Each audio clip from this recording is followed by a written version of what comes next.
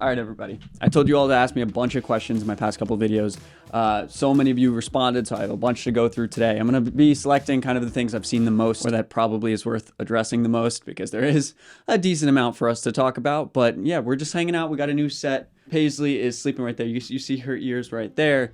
We got some Copa Mundials. This is just the opposite. I'm looking at my desk, the set that you guys are used to. We're going to try this out. If it's awkward or it's uncomfortable, we'll switch it around for the next video. Do you think that winning against Dortmund gave us false hope? Not at all. No, I think this FC Barcelona team is exciting and it is good, but it's also not perfect. And we did know that from the beginning, but I think we got a little bit of a starry-eyed or too excited with how everything went earlier in the season.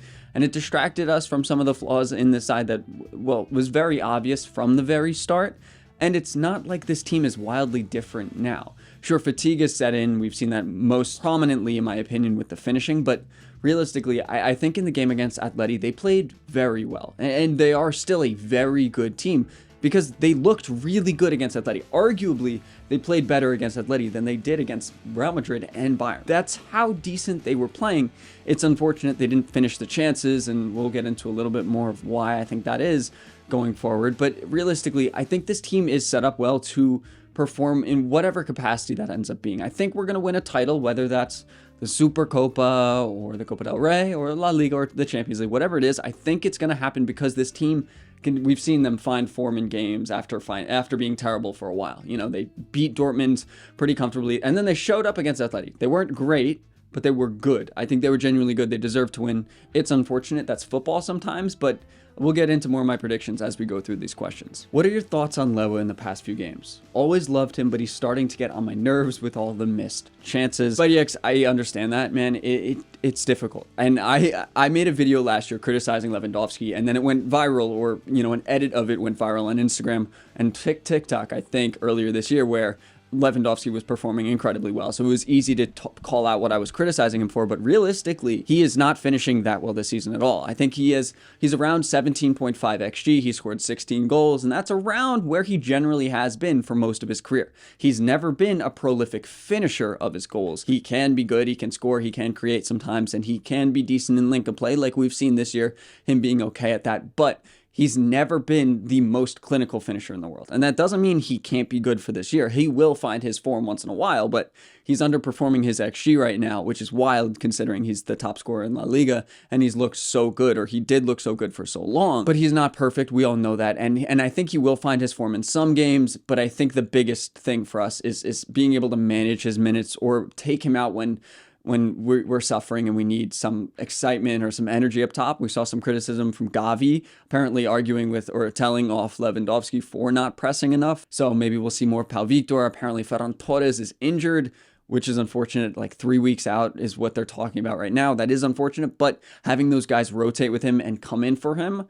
we've seen Hansi do it a little bit. We need to see him do it more, in my opinion. I think we could have benefited from more energy up top against Atleti. And I think by managing those minutes, it will hopefully allow Lewandowski to be in better form in the time he is on the pitch, in theory. Sir YZ Great 21 asks, do you believe Flick will get sacked at the end of the season? No, I don't think that's going to happen. I think it could if we were to be terrible, or we were to lose, you know, most of our games in La Liga, if we were to not put up a title fight. But realistically, I think it was expected to have a little bit of a rebuilding season. I know they came out of the gates insanely well earlier this year, but realistically, this team only spent 60 million, only brought in one player. That's a lot of money, but they only brought in Dani Olmo and Pau Victor. That's not a ton of reinforcement, especially with the new manager. So I think there will be some leniency there, especially it'll help that Madrid is not particularly playing well, or at least hasn't been. That's kept Barcelona in a title fight when they haven't been playing that well. I think they're only 3 points back right now of Atleti, or 2, and then if Madrid win their game in hand, they'll be 5 points back.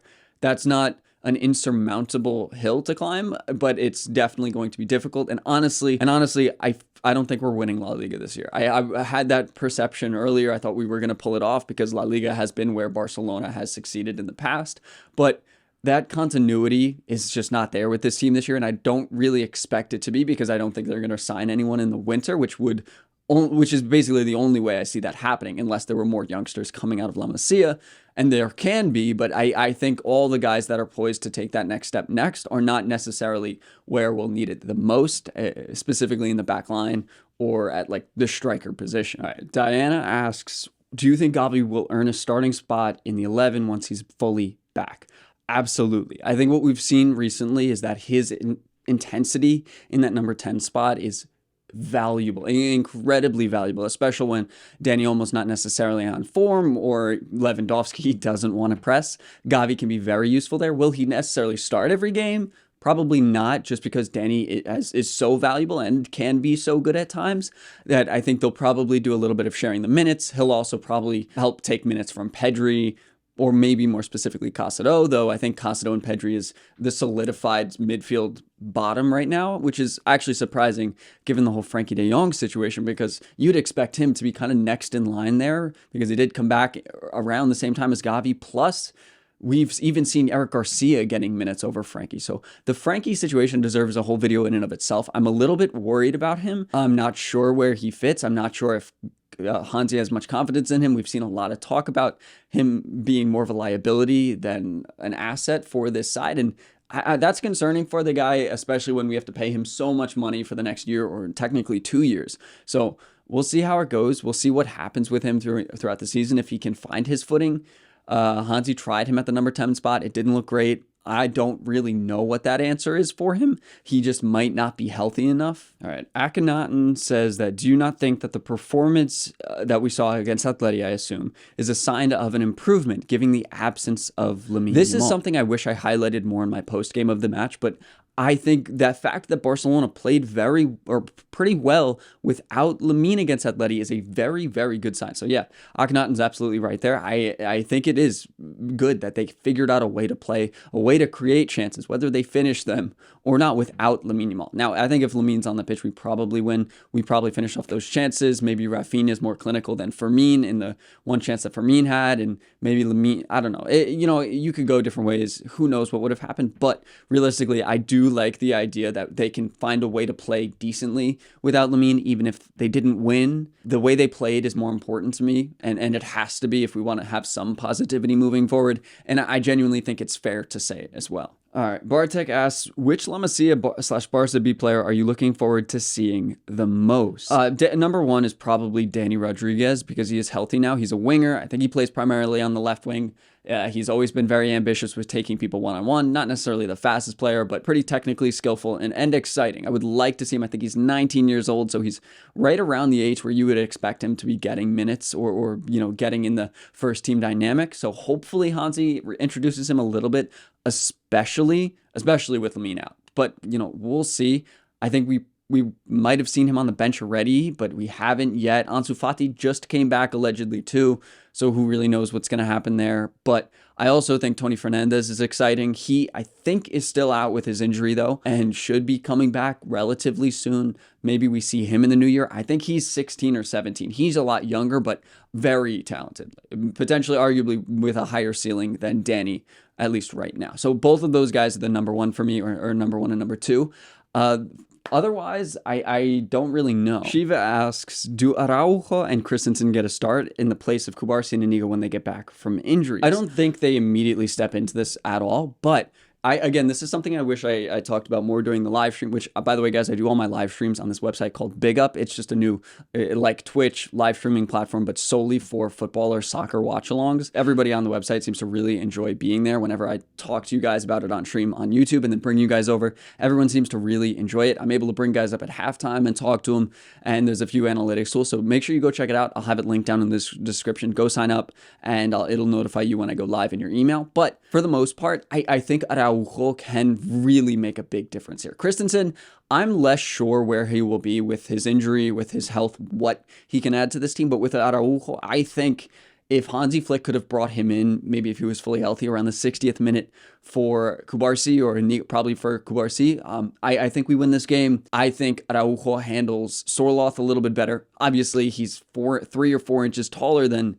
Cubarsí. He's also bigger, probably stronger as well. Sorloth is still bigger, but I think it would have gone a little bit differently maybe Araujo clears the ball there and things, change. And just most importantly, though, being able to swap between the three of them specifically, adding Christensen to that's a big plus, but being able to swap them and give them all rest, maybe rotate them completely so there isn't a solid two starting. You just try and match them up with the strikers we're facing, or whatever the opponents do when they make subs halfway through the match. That's a huge advantage, and especially because Araujo is a profile that we don't have anywhere else. Inigo can be a little bit of a destroyer. He's very physical and tough, and Kubarsi can do the same thing. Christensen's not really the same as them there, but Araujo has a certain ability that it's just really, really remarkable, especially in this side. It's similar to like Rudiger or Van Dijk. That physicality is just not something we can replicate.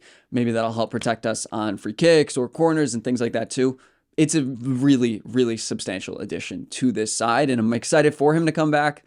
Hopefully he gets fully back soon. I don't think he's made his first appearance for the side yet. Maybe that'll happen on January 4th. I think when we play Barbastro in the 3rd division, we'll see. I'm not exactly sure though. All right, Enya asks to make a favorite player lineup with current players. I think it's going to have to be what Hansi Flick has been putting out there. I genuinely think he's making the right choice. I would probably rotate in Araujo once in a while, but for the most part, it's Iñaki Peña, Kubarsi, Inigo, Balde, and Koundé. In the middle, Casado and Pedri. I would probably put Gavi above them, honestly, because I really liked how he looked and with the press and everything against Atleti. Dani Olmo can easily swap right in there, and maybe I would argue put Dani Olmo on the right since Lamine is out. And if we do that, we'll go Gavi, Lamine or Dani Olmo on the right, or Lamine when he's healthy. On the left, Rafinha, and through the middle, it's going to have to be Lewandowski. I think he's better than Ferran Torres. I think he's better than Pau Victor. For 90 minutes, maybe not, but for the most part, I think that's genuinely the right idea for this side that I would want to see. And I think and I did see a lot of questions about changes or additions I would make or signings that I would make, specifically the striker versus left winger thing that we've been talking about. And apparently the team is looking to make a high profile left wing signing this summer. And because they have Lewandowski still with another option on his contract, I think they're going to go with the left winger. They can also bring in Roque. They can bring him back. Ferran Torres could stay. That's a lot of striker depth. Not necessarily quality, but a lot of depth there to figure it out and to last. And so I think they're going to really make a push for Leao. Nico Williams is an option there too. His scoring ability is just not the same as Leao's, which is why I would probably push more for Leao, even though I do like the profile of Nico. I think he'll fit in perfectly. He just won't necessarily score as much, which we're seeing right now would be incredibly valuable. I think if Leao is in that game against Atleti, we probably win. That doesn't mean he's a perfect player, but if I'm making a signing this summer or right now with 70, 80, 100 million euros, who knows if they're going to have that. But if I'm doing it with that, we'll say we are. It would probably be all for Leao. I know he has a long contract left with AC Milan. We'll see what happens. I think he's the right idea. I think he's the right profile, and I think he's an incredibly invaluable addition with his athletic ability, his scoring ability, and just the way he can kind of lead a line once in a while. It might not be the most consistent, but I think that's something the team needs right now. Fatih asks, what do you think about Fermin? I think a lot of people disrespect him and forgot how good he was last season and in the Olympics. I think that's a fair point. I've noticed with Fermin, he's a very not streaky, but he rides on confidence and consistency, and he hasn't gotten any of that this season. Last year when he was coming back from injury or coming back in and out of the lineup, he wasn't the best, but when he got a run of substitute appearances or got consistent play in a similar position, he was much better. And that's why I think he was so good in the Olympics, because he played every single match. He was so important. He had a lot of confidence. He was able to ride with that confidence. So if he can get that back, maybe right now while Lamine is out, playing more on the left wing or through the middle, probably not through the middle because Dani and Gavi have been so prominent there. So on that left wing where he did look okay against Atleti. I think he genuinely looked okay. I said he was the worst in the lineup. It was Lewandowski. I think Fermin looks okay there. And the more playing time he gets there, the more confidence, the more consistency, he will get to that same level. And I want him to, because I think he can be a great addition to this side. And I want to see him succeed so much. Flynn asks, hey, Robby, if you could make one signing in January, who would it be? It wouldn't be Leao, because I think that's too unrealistic. It's not going to happen. And if I think it is realistic that they could make a signing, so I'd want to keep it realistic, or the ideas that I'm coming up with here realistic. And it would probably have to be either at center back. I think it could be useful right now, but with Christensen and Araujo coming back, it's not the best. It would probably have to be Nico Williams. I think that is affordable enough. There's also Nico Gonzalez, who, if you guys don't remember, he played for Barcelona a couple years ago. He was a youngster. I think he's only 22 now, but I think he's at Porto and he's having a pretty successful time there. There are rumors of companies of other teams trying to pay his release clause, which would give us a fee, but we could get him for a lot cheaper than that, about 25 to 30 million euros, and that might be a deal for him. He is pretty good. I just don't know if it's a profile we necessarily need. It'll add a little bit of depth in that Pedri Casado position, but realistically, Nico Gonzalez is a forward-thinking player. He would thrive in that Gavi Dani Olmo area, and I don't think we need more depth there, especially for 30 million when that could be spent elsewhere. I like the idea of Alberto Molero from Las Palmas. I think he's really good. He played very well against us. He's a similar profile to Pedri,